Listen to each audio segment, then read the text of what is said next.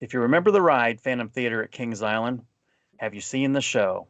There's a live stage show that takes place in the Kings Island Theater. It's called Phantom Theater Encore. It's in its second season, but hurry, the show only has a couple more weeks. Hello, everybody. I'm Don Helbig alongside Ryan Sir, and this is Tower Topics. And Tower Topics is a podcast by Kings Island fans for Kings Island fans, because that's what we are and that's what we care about. So, Phantom Theater Encore. So, this debuted in 2022 for the 50th anniversary of the park. That was one of the, I think I mentioned 3 moments that my jaw hit the floor because I never thought I'd see this coming. But I've got very vivid memories of the ride. I distinctly remember riding it, but you wrote it as an adult. What's it like seeing the show version of this thing? 20 years later, was the last 20 years a blink of an eye, or does it feel like hugely in the past? Well, I mean, it does feel like it's in the past, but what it does in watching Phantom Theater Encores, it certainly, rekindles those memories of the ride. You got to know those characters as a guest, if you were a fan of that ride. So you knew who the Maestro was and Houdini and, the other ones in there. So, to see them actually come to life on stage, was kind of, interesting to see that last year. But they did a really good job of, bringing these characters from this attraction to life on the stage. There's different, you know, things throughout the show that kind of pay tribute to the ride. If you're familiar with it, you catch that. I think one of the hidden gems is not just the show, but it's almost, there's this museum Hmm. when you walk into the lobby. You want to get to the theater early. Yeah. You want to look at the exhibit. You got, 10, 15 minutes before the show starts and just take it all in. There's a lot of different, signage. It tells the backstory of Phantom Theater. There's a model of Phantom Theater that got some of the actual props from the ride in there. And then when you exit, you go out one of the sides, you're kind of going through the boiler room that they have set up. So it brings back a lot of memories that way. Um, a lot of guests, we're at that point in time, the ride's been gone for a long time. So a lot of, guests never experienced the ride. But thanks to channels like YouTube, they're certainly familiar with it. They've ridden it virtually that way many times. So I think when the show opened last year, there was probably going to be that concern: is anyone going to even make the connection and know what the heck, we're talking about and who these characters are? Mm. But they did. But they did. Yeah. And, some of the younger guests who did not experience Phantom Theater as a ride, they certainly knew who the characters were and made that connection and thoroughly enjoyed the show. It had, developed a great following last year, has a great following this year. The characters, the actors, or the performers that are in the show, they get into the character, very, very well. There's one individual that Phantom Theater was his favorite ride when he was growing up, and for him, that attraction inspired him, to want to perform on stage, and just for him to be in that show, it's really special for him too. Oh yeah, yeah, I completely agree. So let's rewind a little bit and let's talk about the ride. From your memory, what was your favorite scene from the actual ride itself? My favorite scene, and it was kind of a little bit more multiple scenes. I always liked the usher, No Legs Larry, Hmm.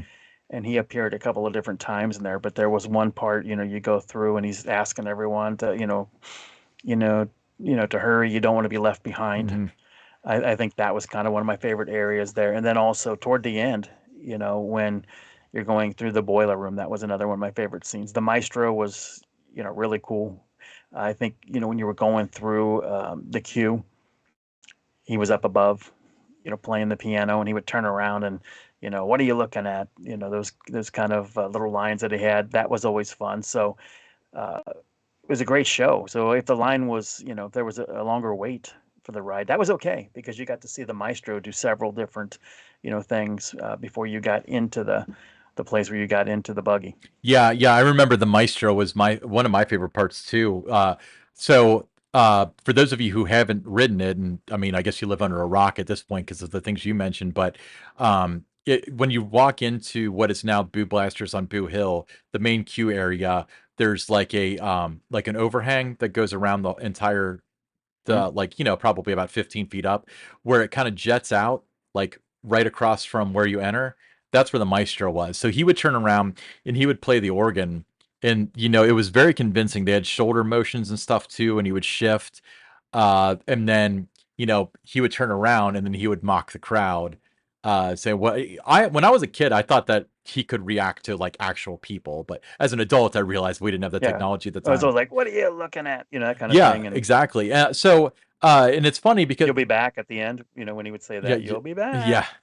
And they paid homage to that in Phantom Theater Encore in one of the opening scenes where the maestro is hammering away at the organ, and then he turns around and starts singing the song. Um, I think that's really cool. Actually, one of the effects that I really think I appreciate that's like a little thing is how the sheet that's covering the organ is like it goes up and it looks like a ghost. It's like it's hung on Hmm. the fly rail, so it's like higher in the middle and then two sides, so it looks like just like a classic like white sheet ghost flying up. So the maestro Does. comes, he sings a song, he introduces uh the other main cast, well, not even the main cast, like just a couple other characters of Phantom Theater Encore.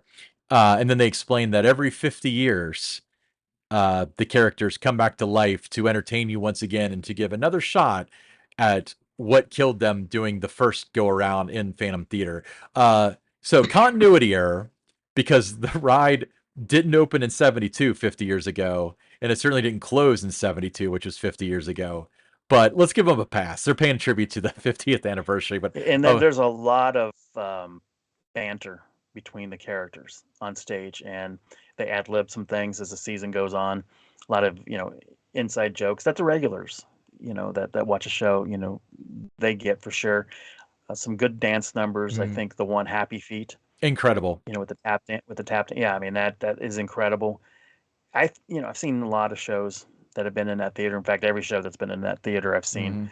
and that one ranks very, very high on the list. I mean, there were shows. Celebration was a great show. Gotta Dance was a great show, but this is right there with those shows. I mean, it's very well done.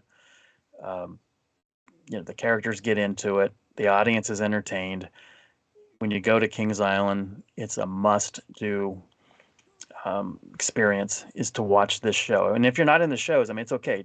Just watch the show. You'll be entertained, but you got to hurry because time is running out. I believe its run on August 13th, Hmm.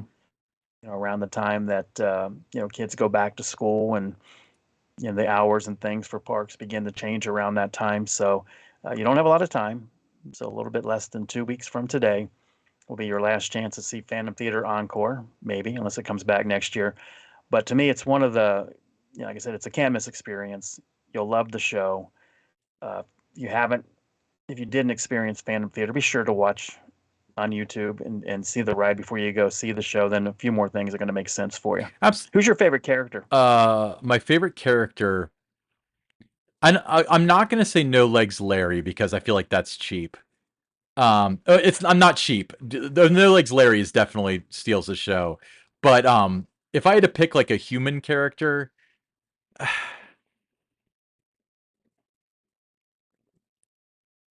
the Great Houdini. I don't know. It's like it Yes. depends on the show because Houdini's really funny because he comes out several times with the with his flower and it immediately wilts and the maestro sometimes would be like, I saw that act in the last show or whatever. But one of the themes that first of all, before we go on, who's your favorite character? Houdini. I think Oh that yeah. it's just fun to watch. I mean, again, very much into the character. Sells it well, and just all the things that go wrong. As he's trying to do his little magic tricks and things. I think he's really good. The maestro I think is one of my favorite characters as well. He's out there all the time, so that's an easy one. Like you used the word, cheap for No Legs Larry. I guess maybe the maestro's, too easy of a thing, but Yeah, that's why I glossed really into over the the character. But it sells it well. yeah, I that's mean, why I if you glossed remember the over the ride, maestro is because like I was trying to look at like the three like Hilda Bovine, um the Great Garbanzo and Houdini. That's what I had in mind for the three characters. The Phantom, regardless of who plays them, always on point, always awesome.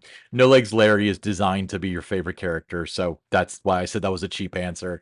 Um, But yeah, I completely agree. Now, one of the running gags in the show is that they keep on making mention that this or that person has joined the union. Because Yeah, obviously it's you know, the average person would probably get that, but probably theater people would understand more because there are a lot of unions involved in live theater productions. And relevance today is all the actors and the screenwriters are on strike because the unions are striking. Um, and then my favorite joke in the whole thing is at the very end when the maestro says, well, that, you know, we got to go. We'll see you in another 50 years. And No Legs Larry says, actually, there's another show at 5 because we're not really union. You know, I yeah, always enjoyed that. Um, yeah. But I mean, they sell the characters, well. So if you were familiar with the ride and you watch the show, they're instantly recognizable and they get into the character, and it's just so enjoyable. yeah, I completely agree. So I'd be remiss if I didn't mention there was one act that was changed out. They called both times it was called Caught Between the Ropes, and it was Boris. What are the characters' names? Boris and the other one. Willow, Boris and Willow are Willow, the two, and yeah, so it was like a trapeze kind of act last year, and it's a single rope act this year. Both of which are very similar, but it's supposed to represent that scene from Phantom Theater where one of the characters is tied up in one of the fly ropes, and he's like being near the lifted in the boiler room, kind of like near that, yeah, where yeah they're kind of like hanging there. yeah. And then you mentioned Happy Feet, which is a tap dancing number. That is so cool. Like that gets me every time, even when it's like you're watching the show and it's like, you know, a lot of the enjoyment of the show kind of depends on how the crowd reacts to it. And I think that's true for anything. But let's say there's only a couple hundred people in the theater, like, and it's like people aren't reacting to the show and you kind of get disappointed.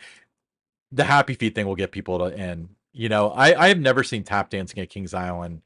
Um, but these kids can do it, and I think that's incredible. I'm not a singer or a dancer. I'm not even really a talker, apparently, in this episode of, of Tower Topics. But I just like just the fact that they can, you know, let's do ballet now, let's do normal dance now, let's dance hip hop. Like, oh yeah, we'll tap dance, and it's not even like tap dancing like kind of cheap. It's tap dancing kind of like they know really what they're doing tap dancing. And again, I don't know much about tap dancing, so I don't know good from bad, but from, you know, the average person's perspective, like it's just fantastic for something that, you know, the park has at least never asked them to do, not in their lifetimes, you know. Yeah, they've a lot of the ones that audition though for shows like this. I mean, they're trained, growing up in that, and different whether it's show choirs wherever they might have been in, or they go to school. They're learning theater there. I mean, they're trained Yeah, I to be able agree. to and know how to and do I, that. Most of them. I mean, some might not be, and they pick it up, but a lot of them, you can tell, um, technically, they're very polished. So they've done this, elsewhere. They've been, trained and done all the mhm. dance classes and everything you need to Yeah, do. and again, I'm speaking out of turn here entirely, but I imagine that while the skill of dancing and the skill of tap dancing are two completely different things, they're probably core things that you can do either with natural talent or with training that allows you to pick up each one because they probably could do any dance they wanted. I don't know if anyone's a dancer that can like kind of like elaborate on how hard it is to just like pick up tap dancing, or if these people have really had to do it their entire lives in order to put on the show that they have now. Regardless, it's awesome, great show. So these are 2023 numbers in case you're listening to this in the future, but as of the time of this recording through August 6th, show is off on Mondays, but the shows are at 2, 3, and 4 o'clock. That's through August 6th. And then August 7th through the 13th, 2023, show times are at 2, 3, 4:30, and 5:30. Again, they're dark on Mondays. So it's in the Kings Island Theater, immediately in the front of the park. If you enter the park, you make a left. You can't miss the theater. It's the giant theater on your left when you make a left. All right. So I'm Ryan Sir, along with Don Helbig, and this is Tower Topics.